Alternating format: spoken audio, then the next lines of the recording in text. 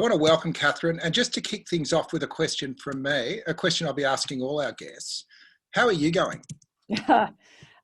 Well, I guess I'm going how we're all going. I'm anxious, deeply anxious, obviously, about this time that we are enduring together. It is, you can sort of load up every cliche that you want to load up for what this time is, but it is unprecedented and remarkable, stressful at all kinds of levels. I'm currently on day 16. I've worked 16 days straight because events have demanded that. And in that sense, I've sort of got a couple of markers, Peter, that I can kind of draw back on. We did the GFC and we did the same after 9/11. But they're the only two events that I can call on in recent memory where so much has been demanded over such a compressed timetable. But I'm doing okay. How are you, my friend? Oh, we're set up. I'm in my man cave in the roof with my political memorabilia. So if it wasn't such a horrible situation unfolding in the outside world, I think a lot of us would be saying, well, home isn't so bad after all. But you're still actually in Parliament. So how's that changed? And what's the deal? You're obviously an essential service, but how have you changed what you do day to day? Well, it is sort of, it's amazing to be in this building in its current state. Parliament House, particularly during sitting weeks, feels like an aquarium, it's sort of teeming with different forms of fish life. And at the moment, you can hear all the clocks ticking in the corridors. It's so quiet. But the Prime Minister's basing himself here, at least at this point, and the key ministers, also the Treasurer, the Health Minister, and others. And the bureaucracy is obviously here. And so as long as we can maintain a presence in the building, because there are daily press conferences, questions need to be asked, the programs the government's rolling out need to be interrogated. And of course, as people on the call will know, there's no Parliament at the moment. It is really critically important that we remain on site for as long as possible. In terms of how we're managing it, it's a bit like the royal family in my office at the moment. We sort of try and do 2 in, 2 out, so that we're not crossing over one another. It's a real risk to manage, because I obviously manage a small team in Canberra. If one of us gets sick, then all of us do. So we've got to try and, I suppose, stagger out our appearances in here so as to sort of risk manage how we are being together at the moment. And obviously we're washing our hands heaps. I don't think I've ever washed my hands so many times in my life. I've become obsessed with my hands. I think about my hands all day. I don't know if everybody else is like that. But I've become kind of obsessive about hand washing, and I've got a pair of gloves that I go around the building in. And obviously, if you've been watching on the TVs and on the internet, all of the press conferences, daily press conferences, now all the journalists are practicing social distancing. So we stand well back now from the Prime Minister and others when we turn up to ask the questions every day. So life is the same and more frenetic in many ways, but also different in others. Hey, we're going to have a bit of a chat about some of the politics at the tail end of this discussion. I think particularly the decision to effectively suspend Parliament and vest all power in the executive. But we might hold that and just go through this report. I'm going to try to shift the screen to the slide deck, which we'll distribute to everyone that's on the line later today.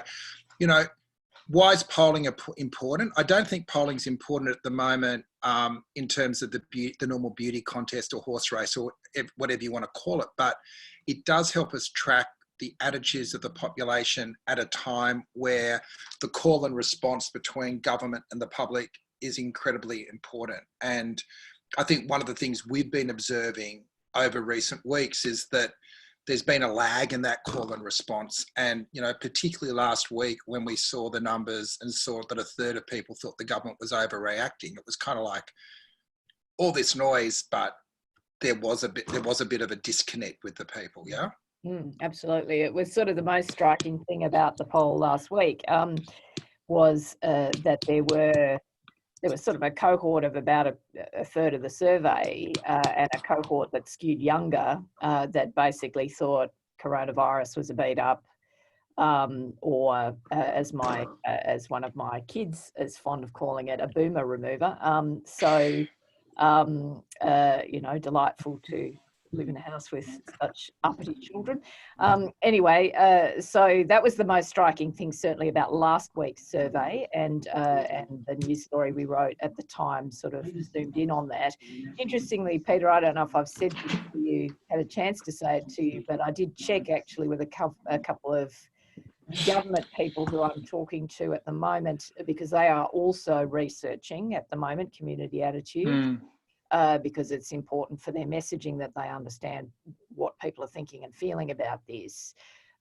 They said that the government's private research basically exactly lines up with ours in terms of what that particular cohort were doing. But anyway, rolling forward. Well, that's heartening, I suppose. I was pleased. I thought, well, we're either all wrong or, but anyway, I think it sort of accords with what observable reality. So then we probably need to roll forward to this week, Peter. Yeah, so let's roll through some of the findings. I hope everyone's seeing now the slides on their screen. If they're not, someone's going to text me in a moment. The other thing I should say is we're recording this, so if anyone feels compelled to say something later that they're going to regret in another forum, please don't. And that'll be placed on our website and distributed to people that couldn't make today. So what we've done over the last week and what we'll be doing every week for the foreseeable future is polling weekly with some standard questions, but also running online focus groups offline, parallel, to get a deeper sense of the mood. So we've crunched these together into this little presentation. I guess the first slide here, which is to what extent are you concerned about the threat of coronavirus? We've got a bit of a curve going in the right direction, in that we've gone from 4 weeks ago, just 25% of people being very concerned, up to 53% very concerned, 88% a level of concern of very or quite, which is getting towards the sort of numbers you need to change the behaviour of the crowd. So that's hitting where you want it to be, yeah? Yeah, I think that's it's interesting too that that movement from week to week, although as you see it, as Peter's laid it out there, that there's been a trend for longer than week to week. But the biggest jump really from last week to this, of course, if we line that up against public events, coincided with much more direct messaging from all tiers of government, much more forceful statements from both the Prime Minister and the Premiers about what people should or should not be doing. And also, I suppose, the other big moving part of the last week was that we leapt over, well, the last 2 weeks really, that we sort of, we went on a steady curve of infections up to 1,000, and then we leapt over 1,000 quite quickly. And so I think people in the community sort of started to grasp that this was a highly infectious virus, and people, a certain cohort of people are getting very sick and sadly dying. So all of those kind of things came together, I think, and explains the result that has appeared in the poll this week. If you look here around the age profile, there is still a bit of a disconnect between the over 60s and the youngers, but again, they're all moving up. I think one of the interesting insights we've had over the past few weeks is, while the health impacts are concentrated on older people, the economic consequences are really going to hit the younger people, yeah? That's right. And there is this sort of this generational divide that certainly, well, look, in terms of the economic consequences, many of us will be affected regardless of our age. We've seen very large companies stand down their entire workforces. We've seen Myer close. We've seen all of these developments. But certainly young casual workers have, a lot of them have lost their sustenance, for want of a better term, over the last week or so. And the impacts will be felt there, very much, because obviously young people who are out in the community sustaining themselves, looking after themselves, have got less of a buffer than older Australians who can draw on assets and families and other things. So anyway, there's some very interesting there's an interesting generational overlay on all of this, but I think we need more data over longer to see how that eventually plays out.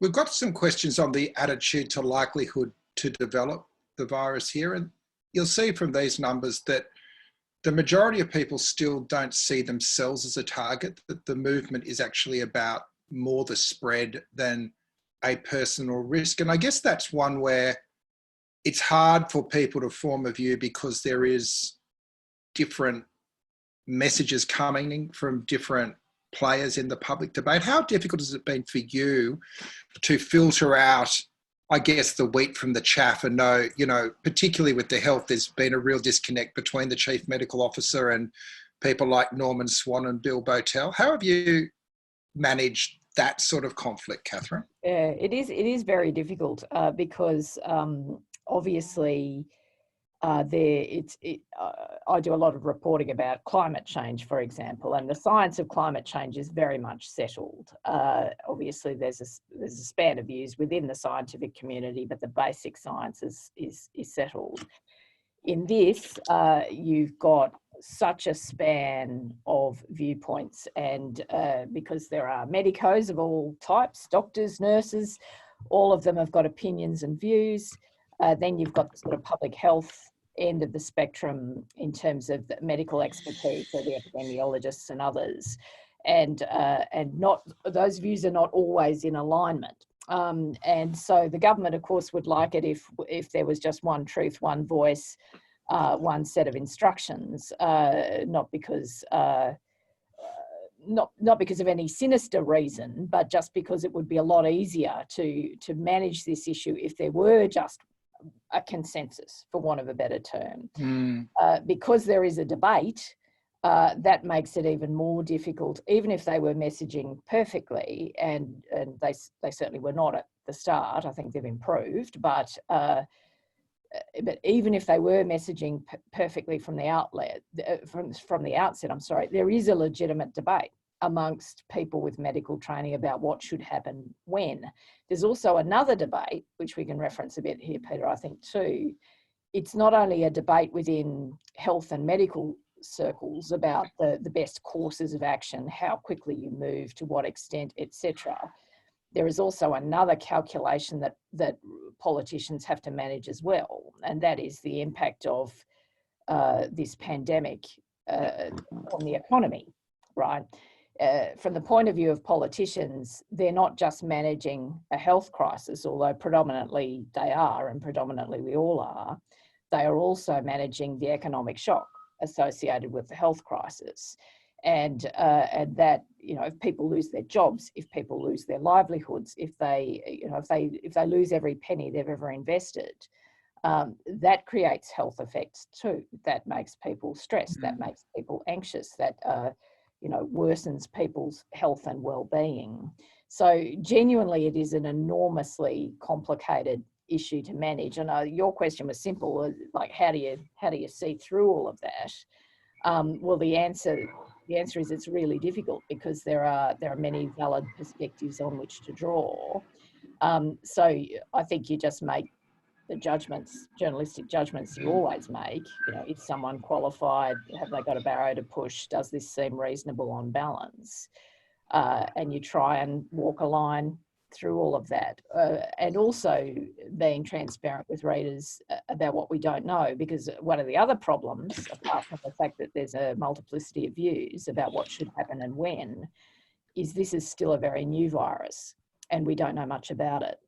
So you know, there are a lot of arbitrary things being said about it, you know, that are just theories at this point. So that adds a complication as well. So the short answer, Peter, is it's bloody complicated, Yeah. but I'm doing my best.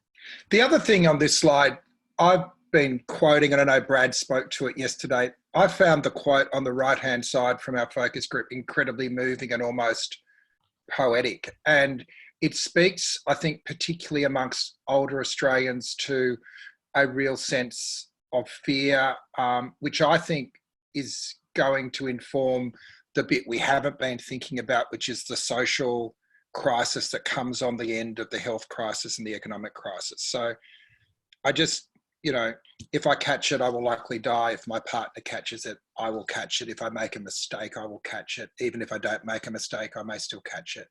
And it goes on.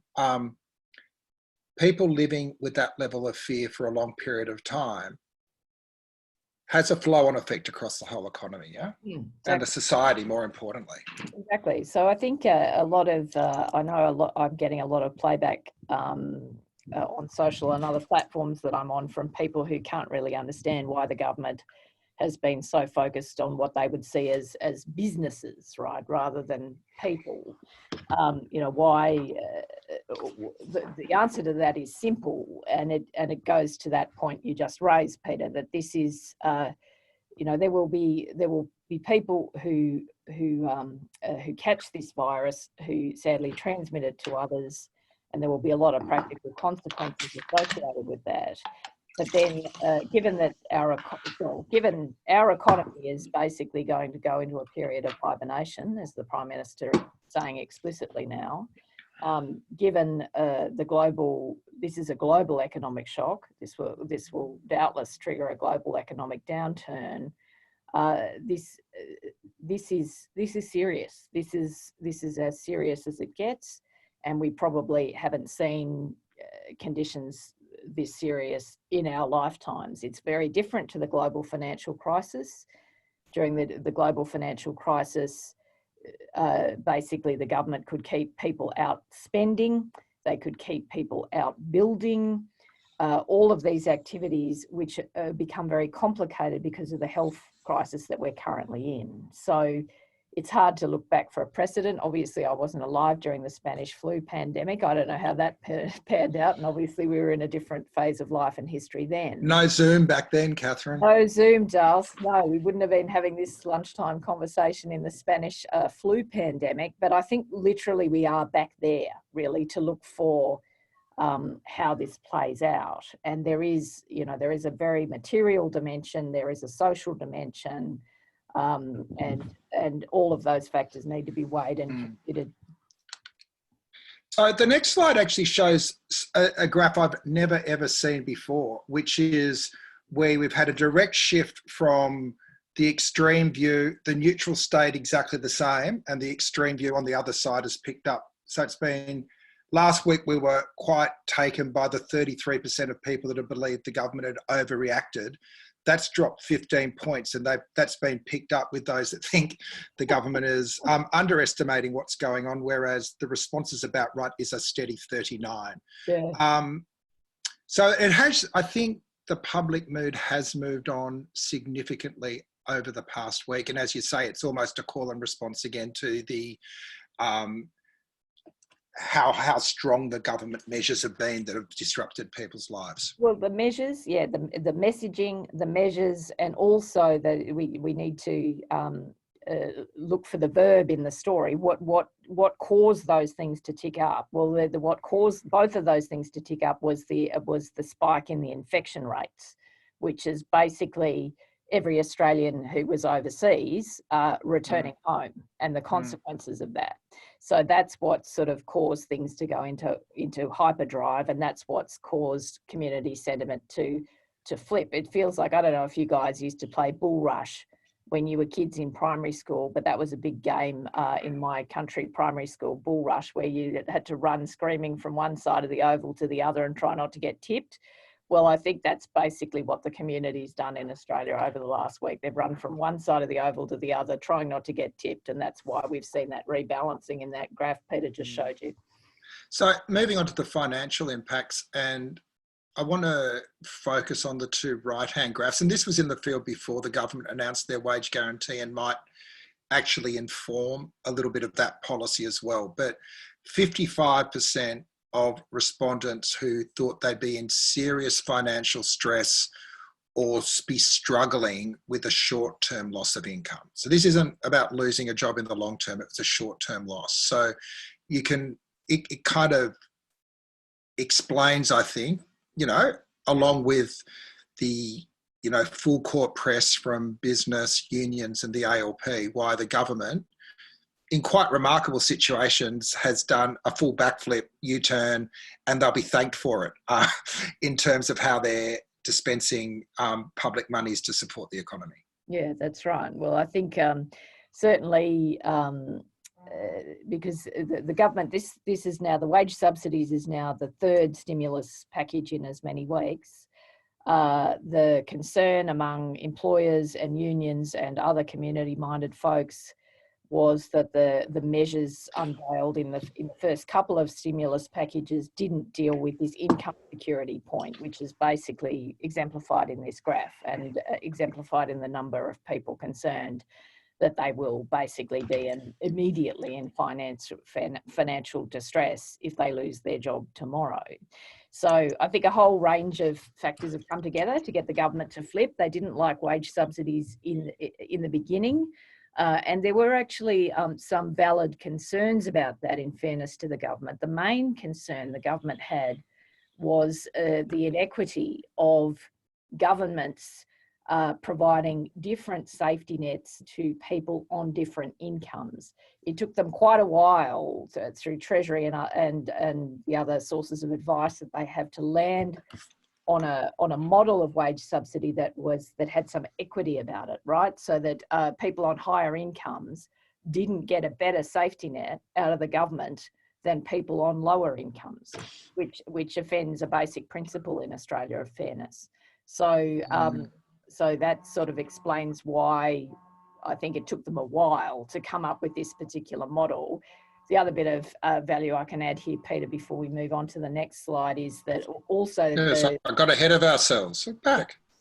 No, just one more thing. Just that the government also benefited, I think, by the fact that a number of governments overseas unveiled wages subsidies sooner. And that gave Treasury some different models to look at and compare and contrast and imagine what the problems might be. Anyway, moving on. Yes, I don't think I've ever heard the left saying even Boris Johnson as the start of a persuasive argument before, but we are in strange times. We are in extraordinary times. We're changing our behaviour slowly. The big change there has been attending restaurants, but we can't do it anymore, so that's hardly surprising. I'm wondering whether the other 25% who haven't changed their behaviour are either agoraphobics in the first place or are still finding somewhere to go.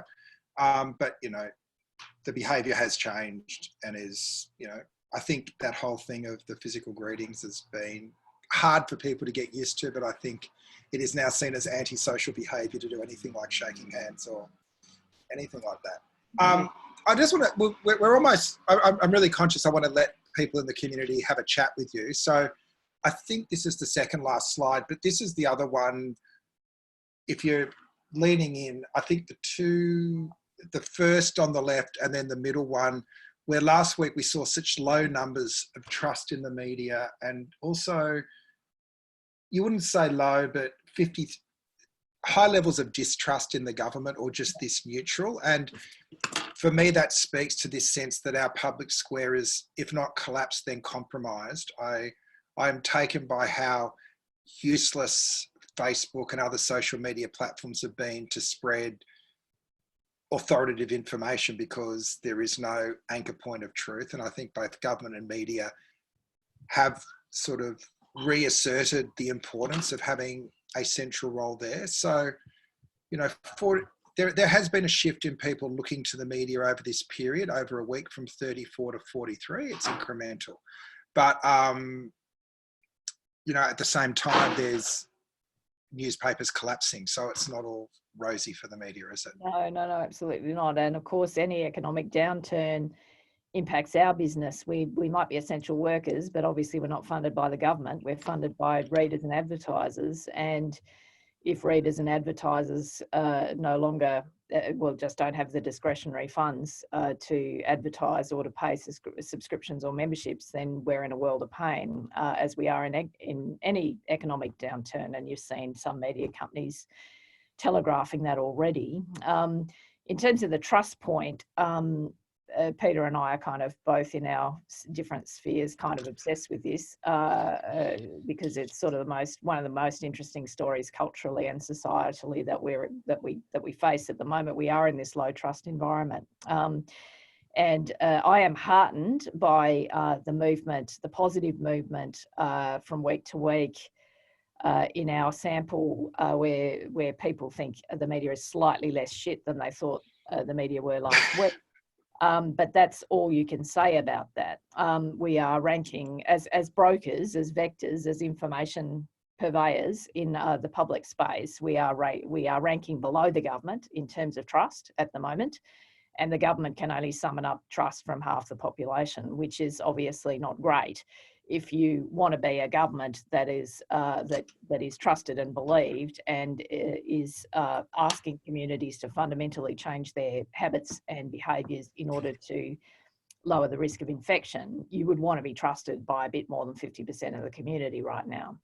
And as for us, well, all we can do as a collective, I'm talking about the media in that we, is to do a good job in this crisis, to not let people down in this crisis, to give people as reliable information as we possibly can. And part of that involves sometimes being nuanced and saying to readers, look, there are a number of different people with a view on this, with a valid view on this. There may be no clear or simple way to synthesize that information at the moment. We may just have to go with an on-balance judgment like the politicians are making. So anyway, it's a fascinating professional environment to work in at the moment.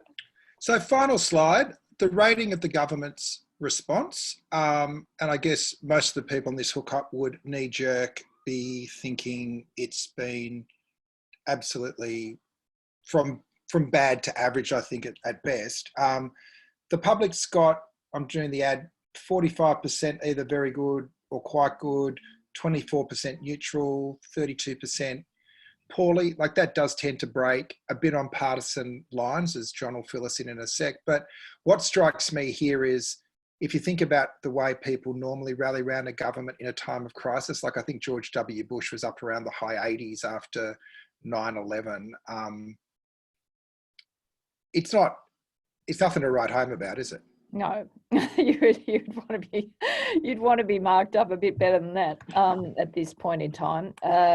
But also sort of linking back to the last slide, the trust, I think, from week to week has been broadly the same for the government. So, and I think it'll be interesting to see if that shifts, because I think the sort of community perceptions, certainly in the opening few weeks of this crisis, were that that Scott Morrison was always a day late and a bob short, right? Like, that's sort of, that was kind of the overwhelming feedback I was getting from my posse, was that they were too slow and not enough. Well, look, I stood in the Prime Minister's courtyard yesterday and watched them basically commit $130 billion over 6 months for wage subsidies. I mean, that is extraordinary. I have never, not in the GFC, not in any other time, that where I have been a federal political reporter, has a fiscal response of this magnitude ever been issued by a government. Now, look, we'll be nitpicking that to buggery over the next few months, as we should. It's our job. But I wonder whether or not community attitudes may start to shift now that we've seen this acceleration in tempo, both in messaging and in measures from all layers of government. So that'll be the kind of history over the coming weeks, right? Just one more thing before I open it up. What do you think the risk and reward matrix for Morrison of putting himself as Commander-in-Chief through this? Well, it's at one level, the times suit him, in inverted commas, because he is not, as a politician, he's not ideological, he's pragmatic. Also, this crisis plays out in a security frame, in a national security and economy frame. That's how people perceive it. And those two issues, economy and security, the coalition generally rates ahead of their progressive opponents on. So if Morrison doesn't cock this up, if he doesn't make an appalling mess of it, you would think that this gives him an opportunity to really consolidate his prime ministership. But like everything at the moment, the opposite is also true. If the government does not do a compelling job here, if the perception is sustained that they're a day late and a bob short, if the infection rates continue to climb, if people, God forbid, continue to die, then I think that's very bad for Morrison, because it's a failing right in their pocket. It's a failing right in their frame, which is security and economic well-being. Hey, I'm going to throw to John Remington, who's been monitoring the chat, and a bunch of questions that have been coming through. John, what are people asking at the moment? Yeah, thanks, Pete. I think there's a couple of good questions and I think observations about that speed of the behaviour shift and whether or not we'd seen a shift that quickly and that substantial before. A lot of the tracking questions that we tend to do are more monitoring long-term shifts in attitude, and as anyone who follows polling knows, it is quite difficult to fundamentally shift people's beliefs and views, so we do take that long-term trend on things. But yes, that change in a week, as Peter and Katharine talked about there, has fundamentally been quite higher than anything we would have expected to see under normal or different circumstances, I think. There was a question from Alice, and we talked a little bit about this when we did a pilot last week about how, when we're talking about government, are we referring to federal government or state government? The question itself, we don't specify whether it is federal or state. There's a few reasons for that, among which include our capacity to ask questions about both federal and state governments, and also people's understanding of the situations and the role that both of those governments play. So at the minute, we're looking at that question as a government authority figure, but that could be something that we look to review in future weeks. Then, yeah, there was a question quite at this towards the start from John Robertson, which is quite interesting, and whether or not the concern that we're monitoring and that we're picking up which is increasing week on week, where's that concern coming from? Is that health, economic, or perhaps even mental or physical health? So again, that's something that I think as the crisis unfolds, we're looking to get a more detailed understanding about where people's priorities are lying in those areas. Thanks, John. And we'll now go to the community. If people aren't on gallery view, it's in the top little right-hand corner, but it makes you feel like you're in this really, really big episode of the Brady Bunch, but it gives you a sense of how many people, and there's over 200 now, I think, in the room, who are part of this conversation. And we're going to go around to a few of those questions. The other thing I'll just say is that if people from organisations have questions they want to put into next week's report, just contact us afterwards. We're, I think, going to close the doors at about 3 o'clock this afternoon for what goes in the field. But first, I want to call up Jackie, who has a question on climate change. Jackie. Hello. Hello. Hello. Hello, Jackie. So my question is, I just think that there are a few parallels emerging around coronavirus that you see around, I guess, skepticism about, you know, in some quarters, and then in others, there's this sort of impatience for government to do more. And there's even, I guess we're sort of starting to see a News Limited, a bit of a line being run about the cost of action being too great. And I just wondered, it just strikes me that there's a few parallels with, I guess, public opinion around climate change. And I was just interested in your reflections about whether there's anything in the polling that suggests, you know, there are cohorts of people with take a similar view on these issues. Does that make sense? Yeah. Do you want to go, Peter, or do you want me to? No, you go.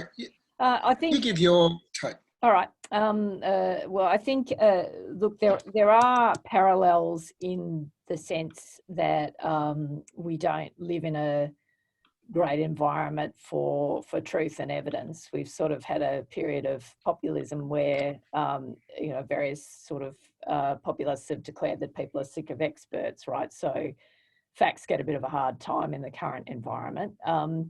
But in terms of the parallels with climate change, apart from that general disposition for people to choose the facts that they like over facts that or what I might call facts as in evidence. Apart from that, I think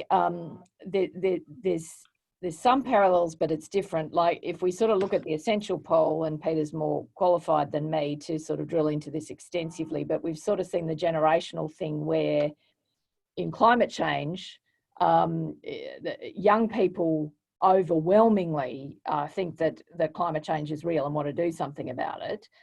The resistance in the cohorts in the essential poll, at least the ones I've been reporting on for the last 3 years or so, the resistance has been in older cohorts, right? That's where there's more skepticism. Whereas this is kind of a reverse in a way. We've seen young people, at least last week it was very clear in the survey, were much more likely to be skeptical about whether coronavirus was a real thing, whether or not they needed to be worried about it. There was this real kind of YOLO kind of sort of sense among people under 34. So in that way, it's different, I suppose. Although, as I hope we've made mildly clear in this conversation, that we've had this stampede this week where some of that has corrected. But I think in a way, and it's sort of difficult, isn't it, Peter, to have these conversations about polling. We end up in generalities, which, may not be, in fact, that helpful. But Yeah. at a very general level, the youngsters have thought coronavirus might be a thing, but the youngsters think climate change is a thing, and vice versa. That's right. We actually have the long-term benchmark that's also in the essential report that's up on our website on attitudes to climate change. And what's most striking is that attitudes haven't really shifted at all. And I guess there was one school of thought that said maybe this becomes less an issue now that we're living through this crisis. And the other thing was, well, maybe it trains the minds on broader existential. I think one of the challenges at the moment is we're at the centre of the storm. And, let's face it, we're at the beginning of the crisis, not the middle of the crisis, where we've all moved from hot to higher ground, waiting for the wave to come. So at the moment, with a lot of the research we're doing, there's been no real shift in the view of the broader world, but I suspect that may change in the weeks to come. I'm going to throw to Tim Costello, who launched this project yesterday, and he's got a question, I think, for you too, Katharine. Oh, hi, Katharine. Hello, Tim. Nice to see you. And you.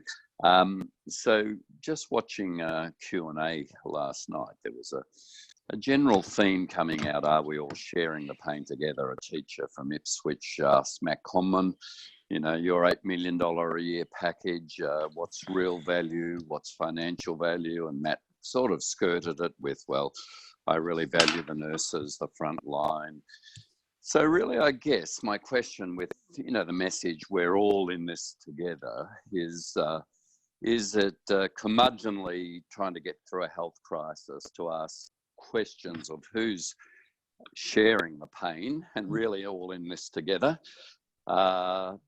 Or is it important to us because of legitimacy that we're all part of sharing the sacrifice and maybe the reset after hibernation, that we just don't go back to inequity, that we actually value things differently? Do you have a view on that?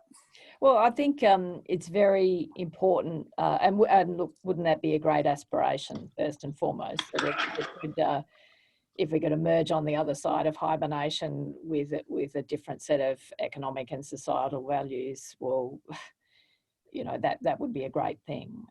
Whether or not we will get to that point, though, we're a long way from making predictions. In terms of the general point about questions, though, yes, it is really critically important, as far as I'm concerned, to be asking questions, and to be asking questions at that granular level, right? Who is bearing the brunt of this? Who is bearing the costs? Who are the people most adversely affected by what's happening? I think, you know, I said in a piece about a week ago that politicians were kind of invoking cliches at the moment to mask their doubts, right? There's, you know, the Anzacs, there's things being un-Australian, there's all these sort of things that are invoked in the public conversation to kind of mask the anxiety and doubts that politicians are feeling in trying to manage these circumstances. But genuinely, I think it is un-Australian to not ask those questions. It is un-Australian not to want to get to the bottom of, you know, who is bearing the brunt of the problems, and whether or not the assistance that the government is coming up with is appropriately tailored to help those people. Because obviously, you know, after the wages subsidy, for example, Tim, that was announced by the government yesterday, temporary workers in this country, apart from New Zealanders, do not have access to that. A lot of those people don't have access to government benefits, and they are in effect trapped in a country. There are travel bans in place at the moment. We do need to understand, or we do not need to be sanguine while people in our community fall into destitution as a consequence of events that are no fault of their own. We do need to understand that young people are likely to, you know, suffer more in the labour market for the next 18 months. I have a daughter who's just finished university. You know, I'm profoundly worried for her entering this and trying to enter a labour market at this point. We need to, I said it in a column at the weekend, we need to care enough about each other to turn up and ask these questions. But journalistically, you've got to balance that against an appetite for conflict and for contention for its own sake, right? I think there is a real responsibility on people in my position at the moment reporting this story to be as sober, calm, measured and factual as possible, and not look to, you know, punch on every given issue. But all of those questions are vital. They are absolutely vital to be asked and answered. And, you know, we will continue to ask and try and get them answered as best we can.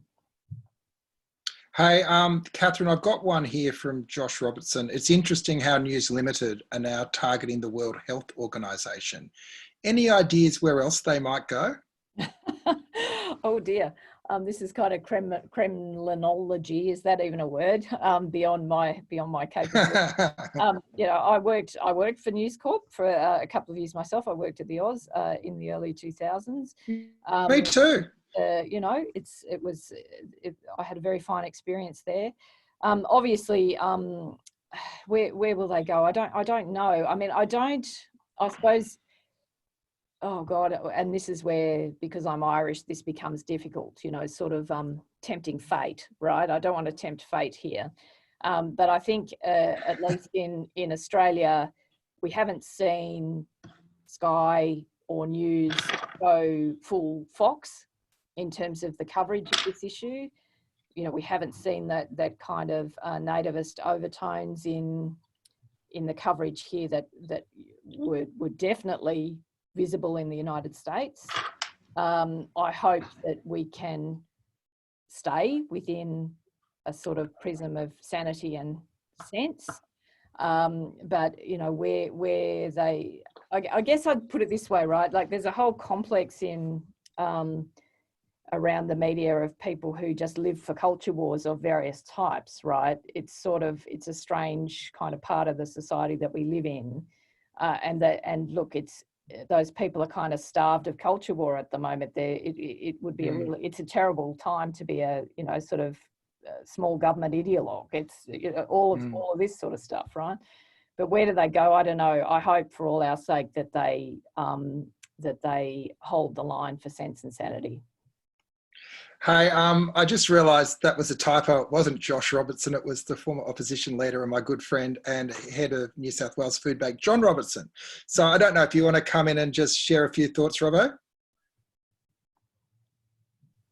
Yeah, And thanks. now I've killed. Oh, hello. Thanks, Pete. I think, I mean, my worry is that in the end, if you sort of punish yourself with a bit of Jones and Richo, you get I think there's a level of irresponsibility in the reporting on this, say from Sky, and you've got others like Tim Blair, you know, that are just on the bandwagon constantly. I'm not sure that news will be able to contain itself and eventually find a way to, you know, link this with climate change to keep banging on with their own agenda.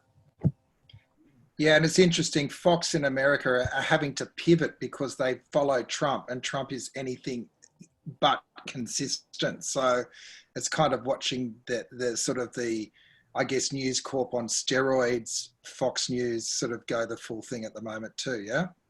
Well, this is why it's,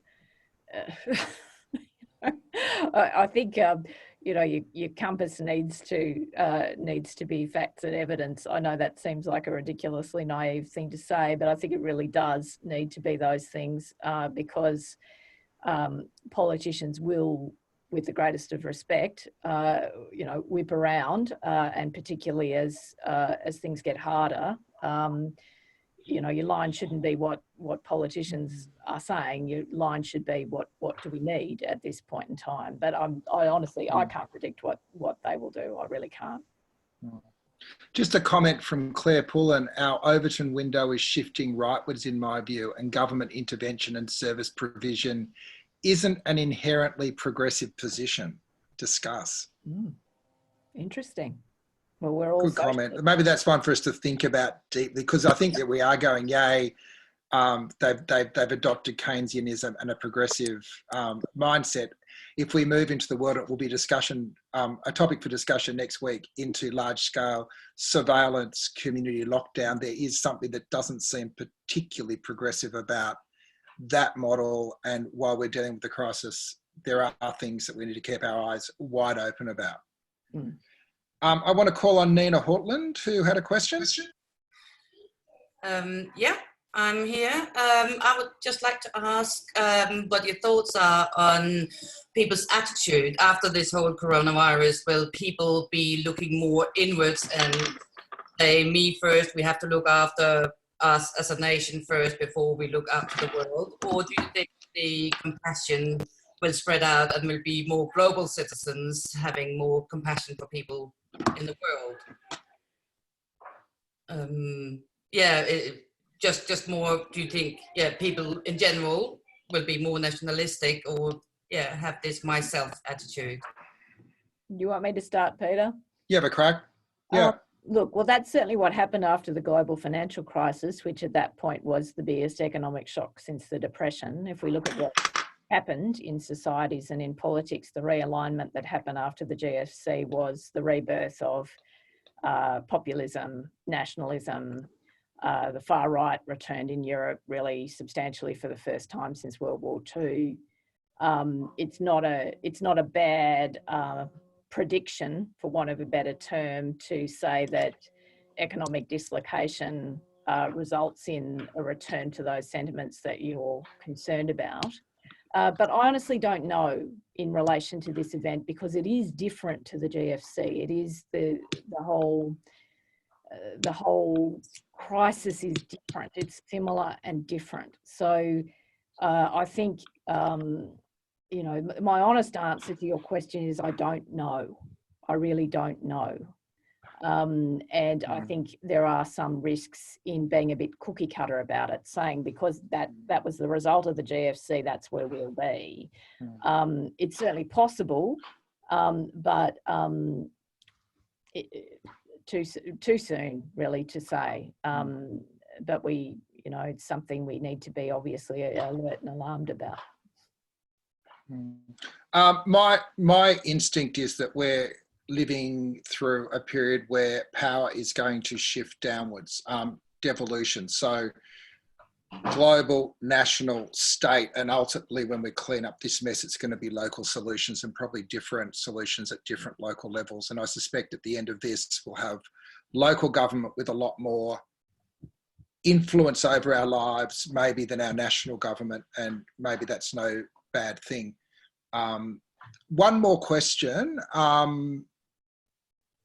Karen Volpardo. Hello, Karen. If you're there. Are you there? We Yeah. are, Karen. Hello. Hi, all good. Hi. And which question was that, Peter? Because I sent a few. Oh, it was the one about public services. Oh, yes. Because obviously the need to coordinate services and also effectively, and also a lot of private sector, like the private hospitals recently have been saying they're going to close because of lack of elective This services. might be the internet. I think anyway, and the internet's been very kind to us up until now. I'll just say quickly then. Yes, either it. Do we think all of this Brian. need to coordinate services and also to have control over true public service, in other words, core services? Do you think that will see a reduction in outsourcing and privatisation?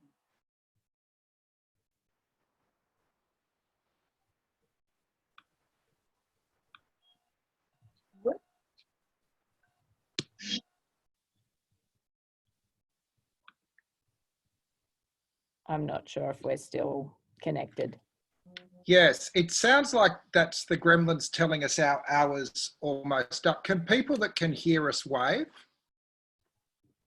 Oh, most people can. So look, we'll wind it up at there. Like I say, we are working this up as we go. I want to thank you, Katharine, for being part of it. And hopefully over the coming weeks, we can make this somewhat of a regular conversation. I want to really acknowledge Guardian Australia's support, and anyone that doesn't actually support the Guardian financially who's relying on their coverage, please to do so, because in terms of that discussion of an anchor of truth, a strong Guardian is central to that.